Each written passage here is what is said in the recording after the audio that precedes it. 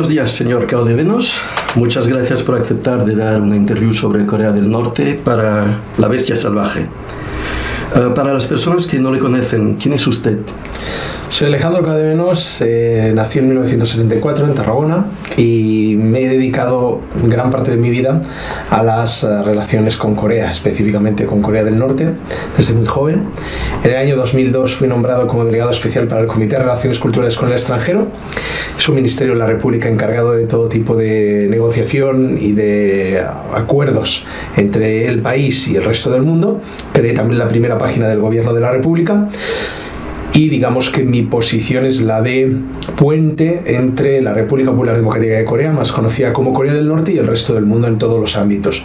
Pero principalmente doy conferencias en universidades, trato con medios de comunicación y también dedico mucho tiempo al tema de comercio internacional entre Corea del Norte y el resto del mundo. De acuerdo. Deseo hablar con usted del tema de la ardua marcha. Para las personas que no saben lo que es, hubo un periodo muy difícil en Corea del Norte donde la gente no podía comer. Y es que se puede profundizar el tema. Digamos, se llamaba, no sé si lo pronuncio bien, Konanui Hangwen. El periodo de la ardua marcha es el periodo más crítico por el que ha pasado Corea en los tiempos recientes, básicamente del 1994-95 hasta el año 2000-2001, donde se produjeron tres factores determinantes. El primero es la desaparición del campo socialista. Digamos que Corea se quedó sola en el mundo defendiendo el socialismo, y los países con los que comerciaba, incluidos los vecinos más grandes, la Unión Soviética y la República Popular China, introdujeron el modelo capitalista de mercado. Entonces, eso hizo que nuestro comercio exterior básicamente desapareciera de la noche a la mañana, porque pasamos de tener relaciones estatales de comercio de trueque, por decirlo así, entre países socialistas, a tener que pagar en euros y dólares. Corea del Norte, al no estar dentro del sistema bancario internacional, organismos como el Fondo Monetario Internacional o el Banco Mundial, etcétera, significa que nuestra divisa no es convertible. No estamos sujetos a la influencia de este tipo de lobbies, y eso hizo que no tuviéramos la capacidad para convertir ese modelo de importación de trueque hacia un modelo de libre mercado, ¿no?, en el que tengamos que pagar. Y eso produjo un gran desabastecimiento, a la vez que eliminó la entrada de divisa, porque las empresas que eran estatales pasaron a ser privadas, y tuvimos que rehacer de alguna manera desde cero todo el comercio internacional con el exterior. Por otra parte, tuvimos una serie de sequías seguidas de inundaciones que destruyeron el poco terreno que tenemos para cultivo, entre un 15 o un 20%, más hacia el 15% de terreno en Corea del Norte, que es la única zona cultivable. Corea tiene un gran problema, es en primer lugar las temperaturas, las gélidas temperaturas en gran parte del año, y sobre todo que es un territorio muy rocoso en el que no se puede cultivar. Por lo tanto, todavía hoy debemos importar millones de toneladas desde el exterior, determinados artículos, sobre todo alimentación. Así que si sumamos esa crisis económica a la falta de terreno para el cultivo, y además una situación de asfixia por parte del gobierno norteamericano, de sanciones, de intento de saboteo y de terrorismo sobre el país, pues eso creó un cóctel terrible en el que el país sufrió muchísimo, y básicamente tuvo que cesar el sistema de distribución pública, que es el que permite la alimentación gratuita a todos los ciudadanos del país. De acuerdo. Por lo que yo sé, eso pasó durante 94, cuando estaba todavía al poder el presidente Kim Il-sung. Fue en ese año que murió, ¿verdad? Correcto. De acuerdo. Eso a nivel de la población, ¿cómo fue vivido? ¿Fue algo que estuvo amalgamado con la hambruna, con la sequía y todo esto, o fueron cosas que se tomaban de un punto de vista diferente? Fue muy duro porque para nosotros el presidente Kim Il-sung, así como los líderes, como lo fue después nuestro líder Kim Jong-il, eran un padre para la nación, ¿no? La gente le quería muchísimo, y era el que había conseguido la independencia de Corea, quien había vencido al imperio norteamericano en la guerra de Corea en los años 50, y quien había construido una república basada en la igualdad y en la soberanía popular. Su fallecimiento, justo además en una época en la que el país país entraba en crisis, pues desde luego se sumó a la mala suerte, ¿no?, de ese tiempo, en la que la gente no solo estaba abatida por las dificultades económicas, sino también moralmente por el fallecimiento de nuestro líder Kim Il-sung. Si bien es cierto, ya nuestro líder Kim Jong-il, quien nació en 1942, se había ganado la confianza del pueblo y el cariño, y se unieron en torno a él para poder salir de esa situación. Así que, aunque digamos en las peores circunstancias posibles que pueda estar una nación, tanto a nivel de supervivencia como a nivel también moral, el pueblo coreano sacó fuerzas y en torno al líder pudo levantarse, aun siendo un país tan pequeño frente a grandes potencias como Estados Unidos. De acuerdo. Corea del Norte, de PRK, para la gente que no sabe, dependía mucho de la electricidad rusa para hacer funcionar las maquinarias, por lo que he leído en internet. Y por lo que se dice, se bajaron un 75% de los suministros. ¿Qué pasó con la agricultura, la industria y minería? ¿Pudo continuar a funcionar o estuvo todavía más bloqueado? La realidad de la dependencia no era tan grande por parte de potencias extranjeras, porque si bien siempre hemos tenido colaboración y ayuda y relaciones sobre todo con lo que era la Unión Soviética, Corea siempre ha producido y ha tenido su propia industria y ya se ha centrado en la generación eléctrica propia. El gran problema que tiene Corea en su producción eléctrica es que tenemos aproximadamente un 60% hidroeléctrico y un 40% termoeléctrico, y lógicamente ese 60% del hidroeléctrico, cuando se congelan los ríos, se acaba esa electricidad. Luego tuvimos un grave problema porque desde los 90 ya teníamos conocimiento del desarrollo de energía nuclear, tanto para uso civil como para uso militar. Pero debido a las circunstancias con Estados Unidos y para evitar una guerra con ellos, firmamos un acuerdo, primero con Clinton, después sería con Bush Jr., para congelar nuestro programa nuclear, y eso significaba no solo congelar el programa militar, sino el civil también, nuestros reactores nucleares, para poder proveer de la energía necesaria, sobre todo a la industria, que es la que más consume. Así que posteriormente lo que pasó fue que los Estados Unidos no cumplieron su palabra. Ellos prometieron construir 2 reactores nucleares de agua ligera, a través también de un proyecto que se llamaba la Korean Energy Development Organization, o KEDO, con fondos también de la Unión Europea, pero eso no se produjo. Era básicamente un espejismo para únicamente retrasar el desarrollo nuclear. Así que, debido a esas circunstancias, ha habido un déficit y continúa teniendo el país un pequeño déficit, pero con la construcción de las nuevas termoeléctricas y esperamos que dentro de poco la inauguración propia de centrales nucleares de uso civil, finalmente solucionaremos ese problema eléctrico, y lógicamente también la tendencia es hacia las energías verdes, hacia las energías naturales y renovables, que Corea del Norte ya produce sus propios paneles solares, tiene sus propios también generadores eólicos, también usa energía geotérmica y se basa en todos estos nuevas energías naturales, pero obviamente sabemos que la cantidad de energía que proveen pues es limitada, aunque sí es muy útil su uso, sobre todo en zonas remotas, en pueblos o incluso en unidades militares, para que sean autosuficientes. Digamos, actualmente la producción de comida base de tipo arroz en el territorio era muy pequeña. Es que con las técnicas modernas, digamos, hidroponía, permacultura, se ha modernizado todo esto y se ha permitido llegar a un abastecimiento más importante para la República. Sin duda, la hidroponía, permacultura, todas estas nuevas tecnologías y este conocimiento se va aplicando de forma sistemática a los cultivos, pero los 2 factores determinantes que han hecho aumentar muchísimo la producción de arroz, que arroz es el cereal más básico en la alimentación coreana, son, en primer lugar, es el convertir grandes superficies, grandes latifundios que teníamos, donde el problema que tiene Corea es que hay colinas en todos estos latifundios, entonces no se podía aplicar la maquinaria y se tenía que hacer prácticamente a mano, se tenía que hacer en gran parte con bueyes, arando a la antigua usanza, lo cual eso no produce prácticamente nada.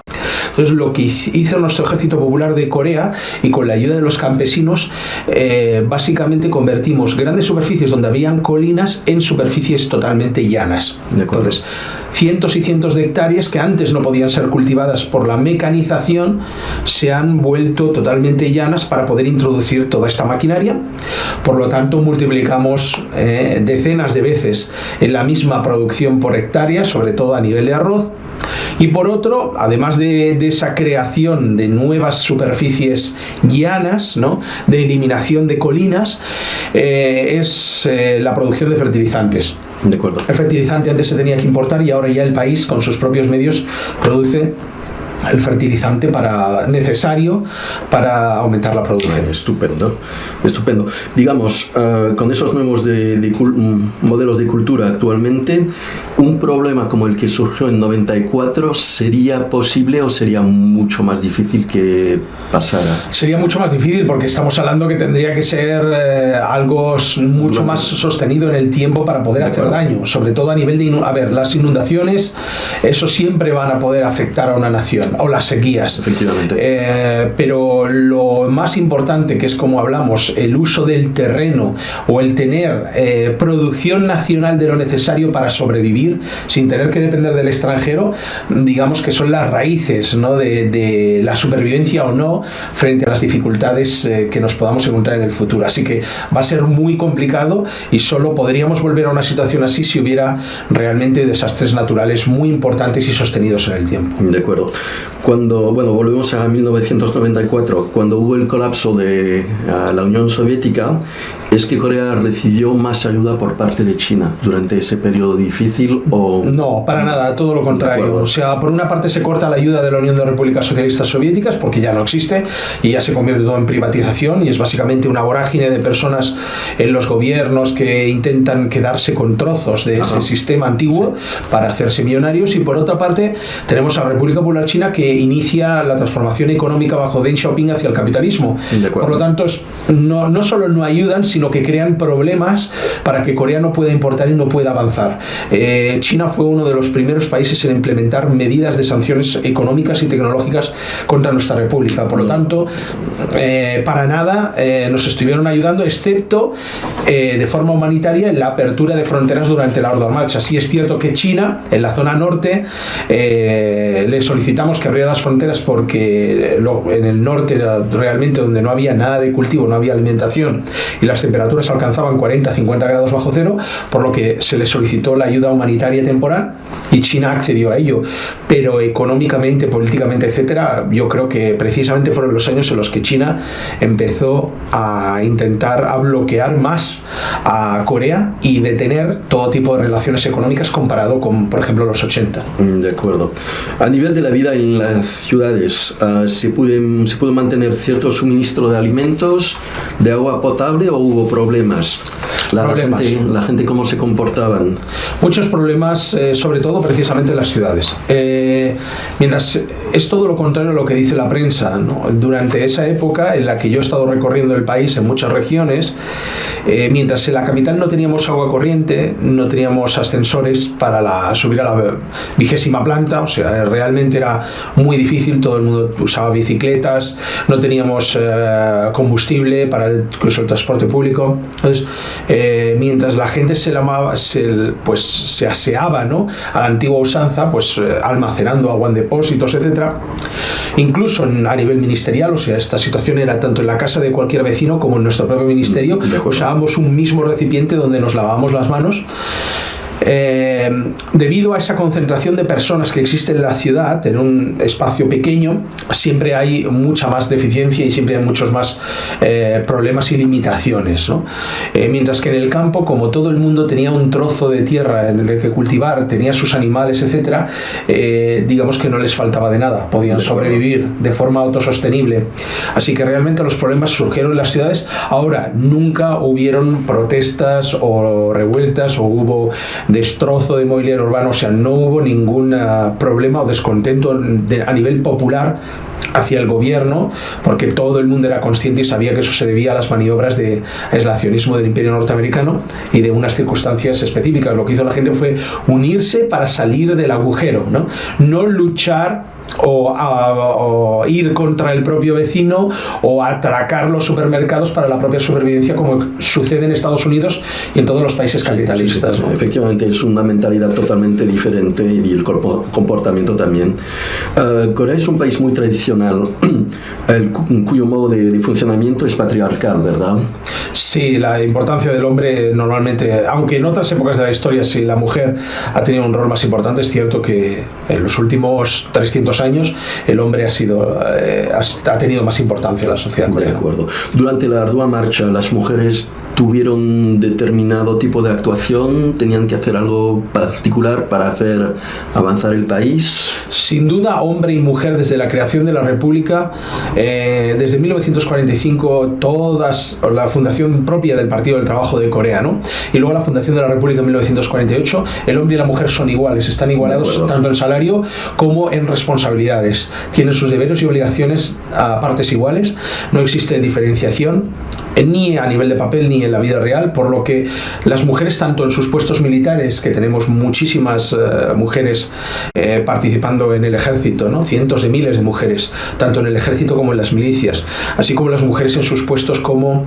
funcionarias en el gobierno, como en el campesinado, todas ellas trabajaron igual o más incluso que los hombres para poder levantar a la nación, porque sí es verdad que aunque existe una igualdad total, todas las mujeres trabajan en Corea al igual que los hombres, tienen igualdad de condiciones laborales. A la mujer normalmente se les supone más las tareas domésticas, las tareas del cuidado de la casa o de los niños, por lo tanto, de hecho podríamos decir que trabajaron y lucharon incluso más que los hombres en esos momentos para levantar a su familia y a la nación entera. De acuerdo, es muy interesante porque ese tipo de información la gente no la encuentra y se oye de todo. Es que el ejército, lo ha comentado antes, no tuvo que actuar para restablecer orden. Y para la distribución de los productos alimenticios, ¿fue a nivel del ejército y había una infraestructura de tipo civil? No, el ejército en Corea, que tiene aproximadamente 1 millón de soldados, y luego la milicia, la Guardia Roja Obrero Campesina, que tiene unos 6 millones de integrantes, se han encargado siempre de las labores de defensa del país, interior, exterior sobre todo, y de la construcción. O sea, el ejército es el que construye las viviendas gratuitas que se entrega al ciudadano. El ejército se moviliza en las campañas de recolección de arroz.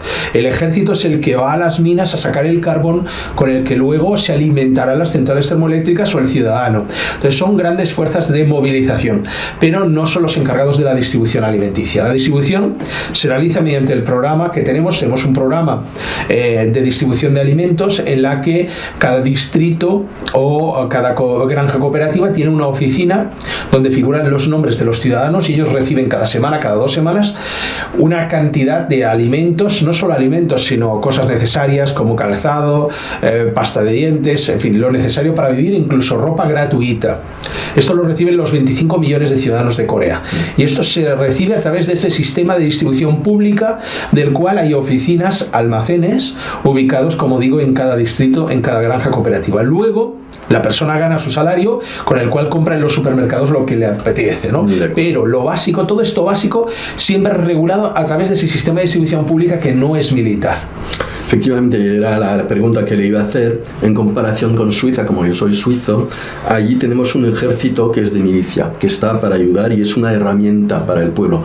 En fin, Suiza y Corea del Norte tenemos muchas cosas en comunes. Poco terreno, es el propio ciudadano que defiende su país, que ayuda. Es muy interesante. Por eso también hay muy buenas relaciones entre Suiza y la República Popular Democrática de Corea desde hace muchísimos años. Aparte de la política de neutralidad, existen muchas colaboraciones en ámbitos, incluso el ámbito alimenticio, por ejemplo, respecto a la obtención de leche, que es algo en el que no existía experiencia, y la obtención de leche, realmente cómo obtener también, cómo maximizar la producción de leche con cabras, etcétera, no solo a nivel de vacuno. Se han hecho muchas colaboraciones con Suiza a este respecto. De acuerdo. Le iba a preguntar por cosas un poco particulares del mundo occidental, lo que se llama el Black Friday. En Francia, por ejemplo, hay las promociones de Nutella y se acaba en disturbios, destrozan los almacenes, los supermercados. Es algo increíble. Es que ese tipo de comportamiento es algo posible. No, es impensable. En Corea del Norte es impensable. Pero esto tiene mucho que ver con la educación por una parte, o sea, es la educación desde niños, que es lo que aprenden en su casa, en la escuela, en la sociedad en la que viven, ¿no? Y luego son las políticas del gobierno al final, porque si el gobierno utiliza los medios de comunicación y lo que ha a su alcance para promover una sociedad en unidad y en armonía, en vez de una sociedad totalmente egoísta, individualista y agresiva, pues obviamente la sociedad actúa en consecuencia. Y el problema en los países capitalistas es que desde pequeño te enseñan a que tienes que luchar y tienes que, pues eso, odiar y machacar al que tienes al lado para poder llegar a la cúspide, porque si no serán otros los que te machacarán a ti. Hay que aplastar. Esa política de aplastamiento, en vez de la política de la unión hacia la fuerza, que es la que tenemos en Corea, es la que crea que frente a cualquier circunstancia, incluso no un desastre natural, pero una promoción comercial, las personas guiadas, movidas por ese individualismo, lleguen a agredirse o lleguen a crear disturbios importantes. De acuerdo, no, es muy interesante. A ver, es una mentalidad totalmente diferente y es desde pequeño que se dan las buenas raíces, que no es el caso. Exacto, esa es la clave. Si desde pequeño tienes una buena educación, aprendes unos modales, tienes una cultura de convivencia y de unión, y luego esa educación familiar está reforzada por lo que te encuentras en la televisión o con lo que te encuentras en vez de anuncios comerciales dirigidos al consumismo o a la superficialidad o belleza física, encuentras anuncios que están dedicados precisamente a la unión y a la lucha por la nación, por la comunidad, ¿no? Ese sentimiento de comunidad te va a hacer de forma natural actuar de forma desinteresada y por el bien común y no el bien propio. Sí, es muy interesante, es un mundo totalmente diferente. Sí. A nivel de pueblos, con agricultores, con granjas comunitarias, ¿son de tipo kolkhoz como en la Unión Soviética? Sí, básicamente lo que tenemos son granjas cooperativas que reciben una instrucción por parte del Estado, por parte del partido, respecto a lo que tenemos que producir, las cantidades de grano, por ejemplo, que tenemos que producir para poder abastecer a toda la ciudadanía. Y ahí tenemos planes quinquenales y luego planes anuales, en los que, digamos, a corto plazo, que sería el plano anual, y luego el quinquenal. Y lo que hacen las cooperativas es que ellas mismas, con sus representantes elegidos democráticamente, usan los recursos que tienen para llegar y, si es posible, superar esa solicitud del gobierno central. Y entonces funcionan como una granja cooperativa en la que en teoría cada uno recibiría, dependiendo de la cantidad de horas que trabaja. O sea, una persona que no trabajara tantas horas recibiría menos cantidad de porcentaje, en este caso de beneficio. Pero en la realidad no sucede nunca así, porque todo el mundo trabaja y todo el mundo colabora las mismas horas. También, en teoría, estas granjas cooperativas, si producen más de lo que pide el Estado, todo eso pueden ellos decidir qué hacer con ello. Pueden exportarlo o pueden utilizarlo para generar otro tipo de recursos para la cooperativa. De acuerdo. Pero tampoco, aunque eso está en la ley, nunca sucede, porque la voluntad de los campesinos es donar de forma gratuita, a pesar de que han producido más, todo eso al gobierno central. Eso se llama el arroz patriótico. A pesar de que ellos pueden ganar más dinero y pueden tener más facilidades acumulando, comerciando con ese arroz directamente desde su granja cooperativa, ellos deciden donarlo de forma gratuita al Estado. Esa es la forma de ser coreana, en la que se entrega todo por el bien común de la nación. Efectivamente, es algo que aquí no ocurre. Es impensable, es simplemente impensable. O sea, no sé que no ocurra, es que pensar que en el bien de los demás o de un país antes que en el tuyo propio, eso es impensable casi. En Suiza, por ejemplo, tenemos pequeñas parcelas que se pueden alquilar, que se llaman los jardines personales. es que en Corea del Norte los agricultores y sus familias tienen pequeños pedazos de terreno donde pueden cultivar cosas de manera privada, digamos. Sí, que en todas las casas de los campesinos, que suelen ser de un piso, 2 pisos como mucho, para la entrada y salida de utensilios de labranza, etcétera, o sea, para que puedan trabajar más fácilmente, ellos siempre tienen un jardín propio, por decirlo así, un terreno propio, normalmente de unos 80, unos 100 metros cuadrados, en los que tienen cultivo propio para su propio abastecimiento y tienen también animales, pues tienen patos o tienen cerdos, lo que es la vida rural, ¿no? Tienen también sus perros, por lo tanto, en la vida rural sí hay este terreno, cada uno en el que puede cultivar para consumo propio, ¿no? Ahora, normalmente lo que se hace es que, como lógicamente, si uno produce tomate o produce pimiento, todo llega al mismo momento y son muchos kilos y te sobra, se da a los vecinos y se regala. Por eso no hay falta de alimentos en las zonas rurales ni durante la ardua marcha, porque todas las personas compartían entre ellas los vegetales que iban produciendo. De acuerdo. Por ejemplo, Suiza, durante la Segunda Guerra Mundial, estuvimos totalmente rodeados. O sea, tenemos Alemania, Austria, que hicieron el Anschluss, debajo había Italia con Mussolini y por el otro lado teníamos Francia ocupada. O sea, no teníamos ningún recurso exterior y se hizo un plan que se llama el Plan Wallen, que consiste en cultivar todas las zonas. A ver, tienes un jardín, cultivas, hay un jardín público, se cultiva. Durante la ardua marcha, ¿se pudo hacer algo parecido? Sí, sin duda se hizo así. El problema es que ese plan para producir incluso en lugares remotos o lugares altos en trocitos de colina, y llevó también a una deforestación. La necesidad de alimento y de buscar, aunque fuera muy poco productiva, ¿no?, hizo que se talaran muchos árboles en determinadas zonas para poder convertirlos en zona agrícola. Entonces ahora estamos haciendo la inversa. Una vez el país ya no tiene problemas en el abastecimiento alimenticio, en la que no hay ni un solo ciudadano que no tenga alimento, lo que estamos haciendo es reforestar todas esas zonas que quedaron destruidas durante la ardua marcha. Así que estamos ahora mismo en el proceso inverso, precisamente eso, porque ya hemos también multiplicado la producción de cereales en los grandes latifundios, como he comentado antes. De acuerdo. A nivel de los medios de transporte, ¿es que colapsaron durante este periodo? Es decir, el transporte por ferrocarriles, que me parece que está muy completo en Corea. Barcos y camiones. ¿Qué pasó? Sin duda, porque el problema que tenemos es que no hay petróleo. Existen refinerías propias, nacionales, para refinar el crudo, el heavy oil, pero no tenemos capacidad propia, pozos petrolíferos. Por lo tanto, el importar crudo del extranjero pues suponía un gasto muy importante en divisa que no teníamos. Así que estaba totalmente restringido todo lo que tiene que ver con el combustible. Estaba limitado, estaba racionado y tenían prioridad, lógicamente, el ejército, porque sin ejército estaríamos ya invadidos como Irak, Afganistán o Libia. Entonces sabíamos que los Estados Unidos iban a aprovechar esa ocasión para destruir al país.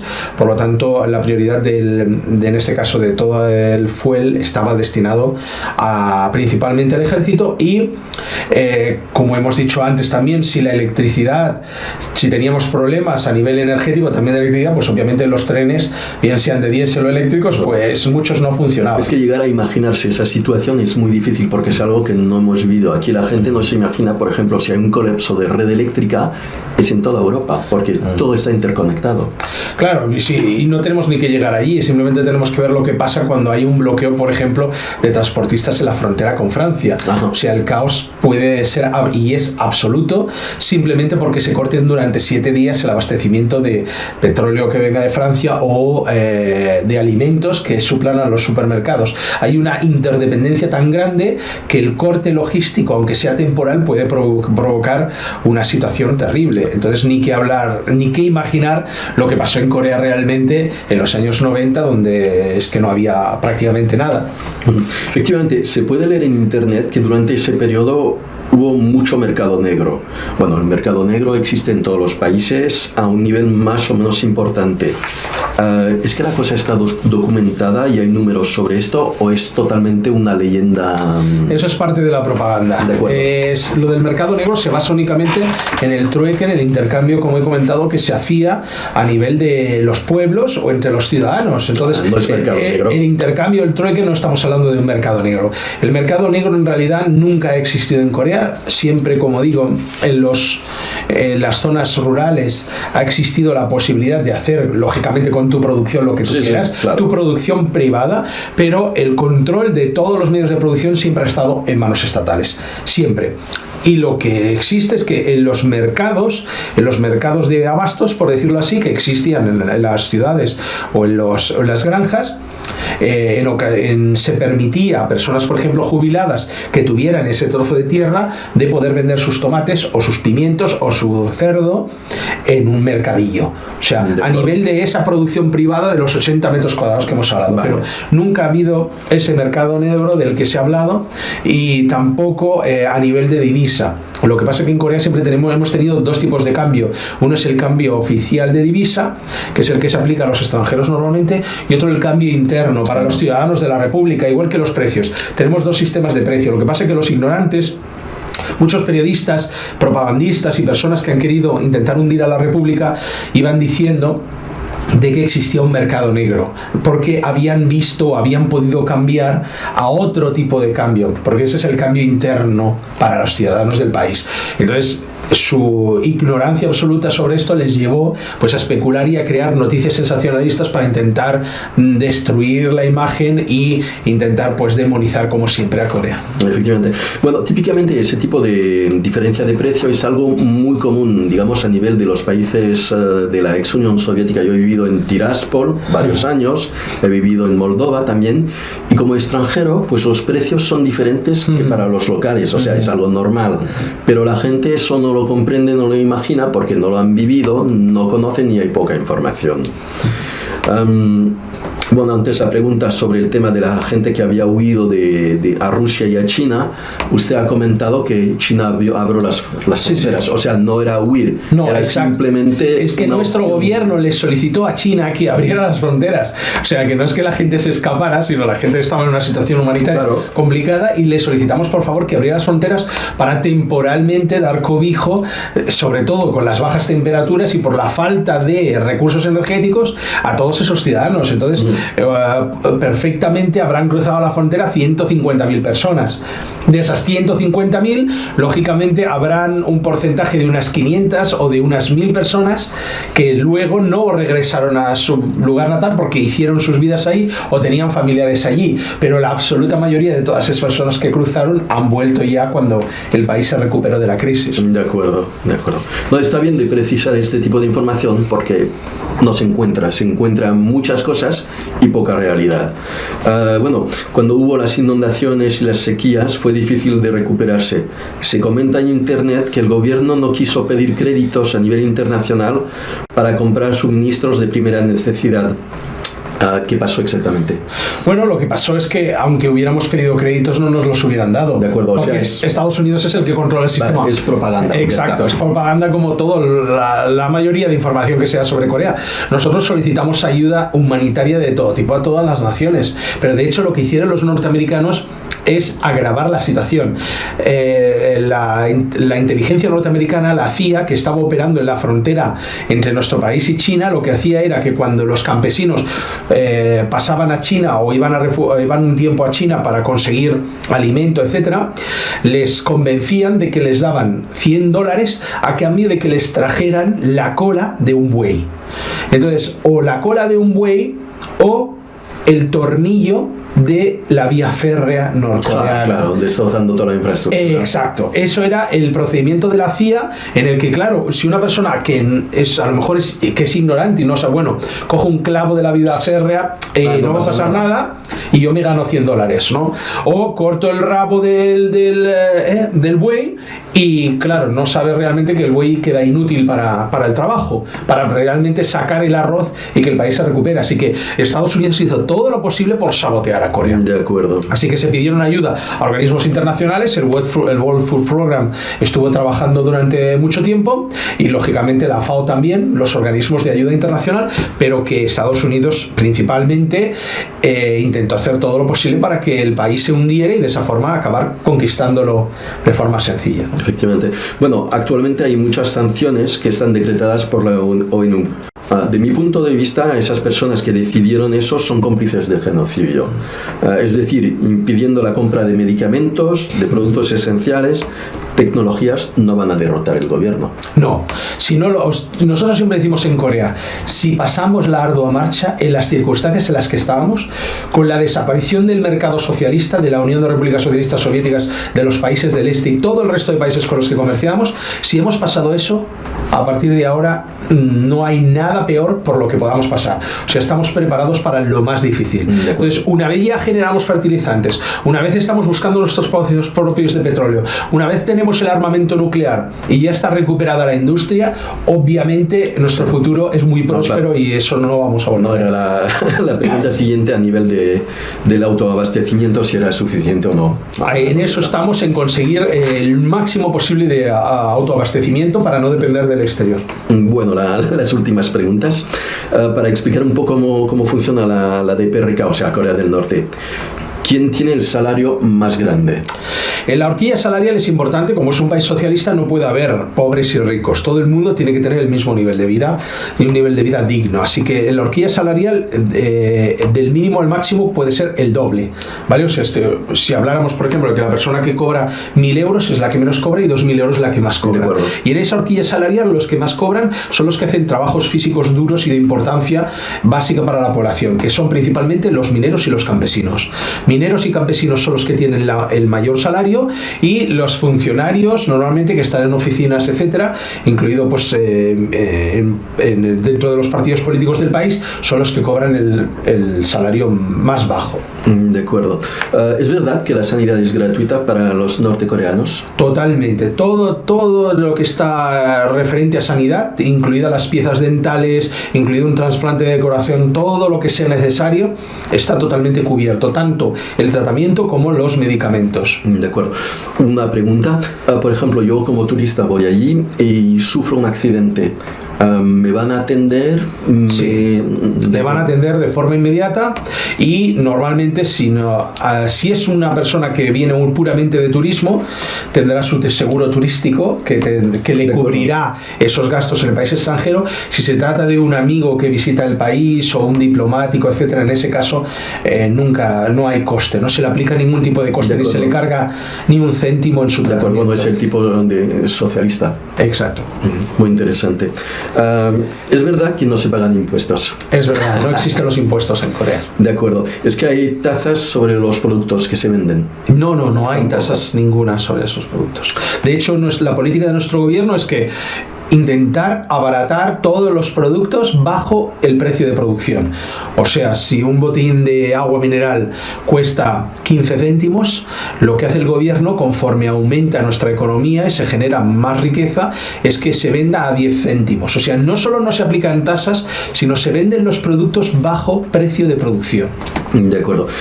¿Es verdad que el gobierno proporciona hogar? Así es, la vivienda es totalmente gratuita, no existen los alquileres ni las hipotecas. Entonces, alrededor de los 21 años de edad, 22 años de edad, es cuando las personas acceden al mercado de vivienda, en la que el Estado pues le facilita el usufructo de por vida de su vivienda. Sí, bueno, como en Rumania, yo viví en Rumania unos 10 años, y allí existen muchos bloques de tipo Khrushchevko, lo que se hacía en los bloques socialistas. Y hay apartamentos que son muy pequeñitos que se llaman garsoniera, que es para una o dos personas, y se iban distribuyendo para gente, y cuando tenías familia pues te cambiaban. Exacto, lógicamente el tamaño va en función también del núcleo familiar, ¿no? De la cantidad de integrantes. De acuerdo. A nivel de universidades, ¿son gratuitas también? Totalmente gratuitas. Todos los estudios y universidades, no solo la educación universitaria, sino los uniformes son gratuitos, los libros, incluso los lápices son gratuitos. De acuerdo. Por ejemplo, un campesino que quiere estudiar, no sé, el idioma, el francés, ¿tiene derecho de ir a universidad durante su tiempo libre? Por supuesto. No solo tiene derecho, sino es casi una obligación que el ciudadano se vaya formando continuamente en su tiempo libre. El sábado por la mañana tenemos el día de estudio, donde se realizan estudios políticos, estudios de lenguas extranjeras, estudios de tecnologías de la información. Todas las universidades y las escuelas se abren para los ciudadanos, para formarse, para educarse.